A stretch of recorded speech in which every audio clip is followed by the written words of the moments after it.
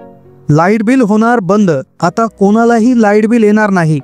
सर्वांचे light bill बंद होणार। आता मीटर काढायला सुरुवात। मीटर रीडिंगमध्ये जो गोंधळ होत होता, अव्वाच्या सव्वा वीज बिल येत होतं, यामधून वीज वितरण कंपनी म्हणजेच MSEB महावितरणने ग्राहकाची सुटका केली आहे।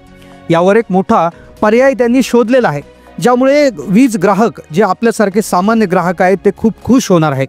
त्यांनी एक असा नवीन नियम केला आहे आणि काही जुन्या नियमांमध्ये बदल केले आहेत, ज्यामुळे ग्राहकांना होणारा जो वीज बिलाचा त्रास आहे तो जो होत होता तो कमी होणार आहे।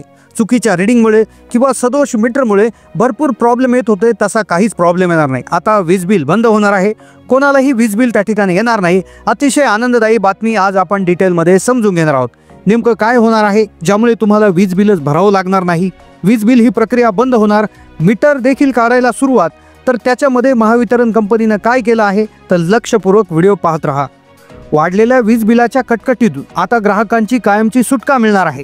पूर्ण जिल्ह्यामध्ये, पूर्ण राज्यामध्ये, पूर्ण राज्यातील तालुक्यांमध्ये वीज मीटरची एक त्या ठिकाणी काढायला सुरुवात केलेली आहे। त्या अनुषंगाने आता कोणालाही वीज बिल त्या ठिकाणी येणार नाही।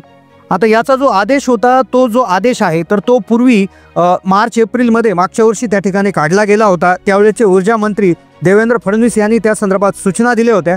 ग्राहकांना विजेच्या खर्चावर संपूर्ण नियंत्रण देणारे प्रीपेड स्मार्ट मीटर आता बसवण्यात येणार आहे। महावितरणाने हे जे आहे एक पाऊल उचललेलं आहे। आता लक्षात घ्या, स्मार्ट मीटर हे प्रत्येकाच्या घरी बसवण्यात येणार आहे। आता पहा, कोल्हापुरामध्ये टप्प्याटप्प्याने याची सुरुवात झालेली आहे। कोल्हापूरमध्ये काय घडलेलं आहे लगेच पाहून घ्या। आता हे स्मार्ट मीटर म्हणजे नेमकं काय? मोबाईल फोन प्रमाणे विजेसाठी आता पैसे भरून वीज वापरता येणार। पहा, वीज बिल बंद होणार, कुठलंही वीज बिल येणार नाही। विजेसाठी किती खर्च करायचा हे ग्राहकांना निश्चित करता येणार। आता पहा, कोल्हापूरमध्ये काय झालंय, आता हे स्मार्ट मीटर जर बसवलं, जर आता रिचार्ज करावं लागणार, जेवढ्याचा रिचार्ज तेवढीच वीज तुम्ही वापरू शकता। रिचार्ज संपला का वीज बिल, वीज बंद।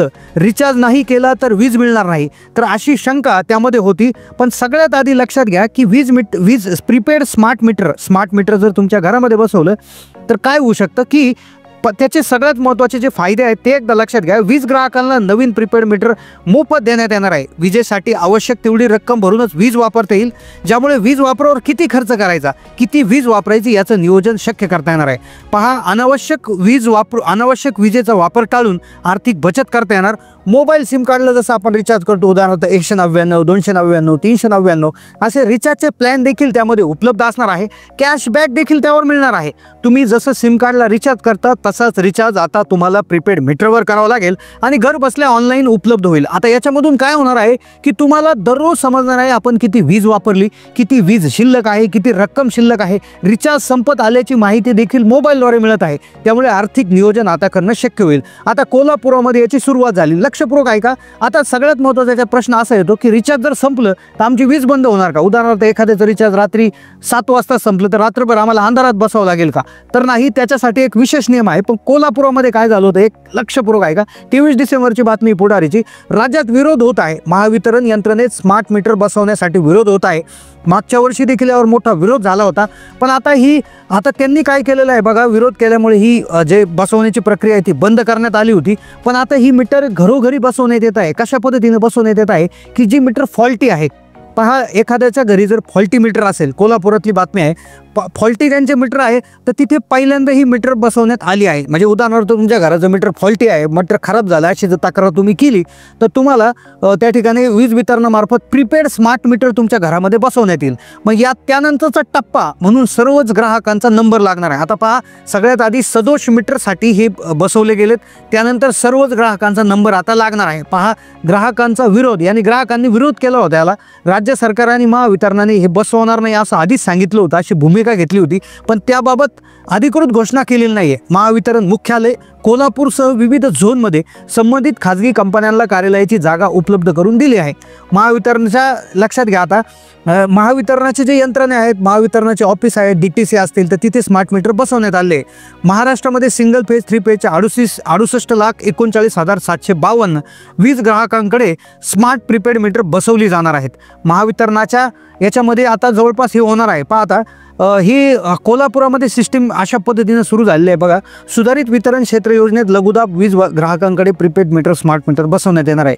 स्मार्ट मीटरला विरोध होत होता, हे पाहत असताना कंपनीने मीटर बसवण्याची प्रक्रिया थांबवली होती, मात्र स्वतःच्या कार्यालयात ही जिथे वितरण रोहित्रे आहेत, वीज वाहिन्यावर स्मार्ट मीटर लावण्यास सुरुवात झाली आहे, शासकीय कार्यालय ते स्मार्ट मीटर बसवले आहेत.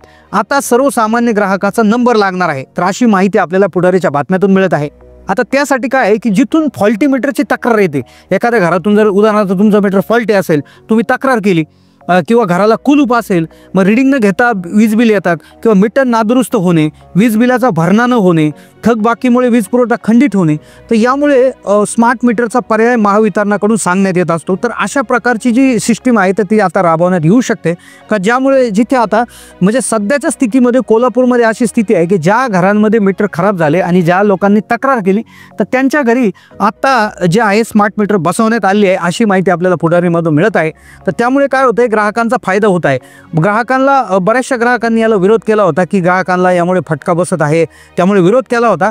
का विरोध केला होता? कारण की लोकांना असं वाटत होतं की हे जर आपले पैसे संपले तर वीज बंद होईल का, वीज डायरेक्ट ऑफ होईल का. तर त्यासाठी काय एक नियम त्यांनी त्या ठिकाणी ठरवला गेला होता, जो नियम फार महत्त्वाचा आहे. याच्यामध्ये ग्राहकांचा नक्कीच फायदा होणार आहे, यामध्ये कुठलंही नुकसान नाही आहे. लक्षात घ्या, रिचार्जची रक्कम उदाहरणार्थ आता आपलं रिचार्ज केलेलं असेल, उदाहरणार्थ आपण 200-500 रुपयाचं रिचार्ज केलं आणि आपण जास्त जर वीज वापरली, उदाहरणार्थ आपलं बजेट आपल्याला माहिती आहे की 1 महिन्याला आपण 500ची वीज वापरणार आहोत, पण बऱ्याच वेळा असं होईल की काही कारणास्तव घरात पाहुणे आले किंवा काही इश्यू झाला, जास्त लाईट वापरण्यात गेली, जास्त फॅन वापरण्यात गेला, तर त्यावेळेस काय होईल की आपलं रिचार्ज लवकर संपेल आणि ते जर अचानक संपलं, उदाहरणार्थ ते संध्याकाळी 7लाच संपलं, ज्यावेळेस लाईटची खरी गरज आहे किंवा फुल उकाडा आहे उन्हाळ्यात, तर सकाळी म्हणजे ज्यावेळेस उन्हाचा ताण सुरू आहे, ज्यावेळेस फॅनची गरज आहे, एसीची गरज आहे, त्यावेळेसच संपलं, तर मग काय होणार. तर लक्षात घ्या, त्यासाठी जे आहे तर याचा नियम असा करण्यात आलेला आहे की तुम्हाला रिचार्ज संपत आल्याची माहिती 2-3 दिवस 4 दिवस आधीच समजणार आहे. म्हणजे उदाहरणार्थ तुमचा रिचार्ज 50 रुपयेच राहिला आहे, 30 रुपयेच राहिला आहे, काहीतरी एक रक्कम निर्धारित करण्यात येईल आणि त्यावेळेस तुम्हाला अलर्ट मेसेज येणार आहे. ही एक गोष्ट झाली. दुसरी गोष्ट, जरी तुम्ही दुर्लक्ष केलं, जरी उदाहरणार्थ तुम्हाला काही कारणास्तव तुमचं रिचार्ज करताना तुमची चूक झाली, तर तुम्हाला सायंकाळी 6 ते सकाळी 10 वाजेपर्यंत तुम्हाला रिचार्ज जरी संपला तरी तुमची वीज सुरू होईल. उदाहरणार्थ तुमचं आज 6 वाजता जर रिचार्ज संपला, संध्याकाळी 6 वाजता, तर तुम्हाला उद्या 10 वाजेपर्यंत तुमची वीज त्या ठिकाणी सुरू राहणार आहे, वीज पुरवठा तुमचा खंडित होणार नाही. पण मात्र ग्राहकाने दुसऱ्या दिवशी सकाळी 10 वाजेपर्यंत रिचार्ज करावा लागेल, हे इथे लक्षात घेण्याचं आहे. म्हणजेच काय होणार आहे की तुम्हाला आधी एक 12 तासांचा म्हणजे सकाळी संध्याकाळी 6 ते दुसऱ्या दिवशी म्हणजे 14 ते 15 तासाचं तुम्हाला एक त्या ठिकाणी अवधी देण्यात येईल. तेवढ्या अवधीमध्ये तुमचा वीज पुरवठा खंडित होणार नाही, तुम्हाला रिचार्ज करावं लागेल आणि रिचार्ज संपल्यानंतर मग जी काय तुम्ही त्या काळात जी वीज वापरली असेल तर त्याची रक्कम तुम्ही जर रिचार्ज केल्यानंतर जी काही रक्कम तुम्ही भरली त्याच्यातून ती कपात करण्यात येईल. तर अशा पद्धतीनं त्याचं जे आहे ते वितरण होणार आहे. तर नक्कीच अशा पद्धतीनं, तसं ऑफिशियल न्यूज याच्यामध्ये आलेलं नाही, ग्राहकांनी विरोध केल्यामुळे ती प्रक्रिया थांबवली होती. पण कोल्हापूरमध्ये सदोष मीटर जिथे जिथे आहे, जिथे जिथे तक्रार केली की आमचं मीटर खराब झालं, तर त्या ग्राहकांच्या घरी जाऊन महावितरणाने स्मार्ट मीटर त्या ठिकाणी लावले आहे. तर लवकरच त्या ठिकाणी आपल्याकडे स्मार्ट मीटर पाहायला मिळतील. पण नक्कीच फायद्याचं आहे. तर तुम्हाला काय वाटतं, यात फायदा होईल की तोटा होईल? अजून कुठली त्यामध्ये कायदे जी आपण काय म्हणतो त्यामध्ये आदेश कुठला आलेला नाही, सरकारी निर्णय आलेला नाही, पण कदाचित असं होऊ शकतं अशी त्या ठिकाणी एक आशा आहे. तर नक्कीच तुम्हाला काय वाटतं कमेंट करा. धन्यवाद.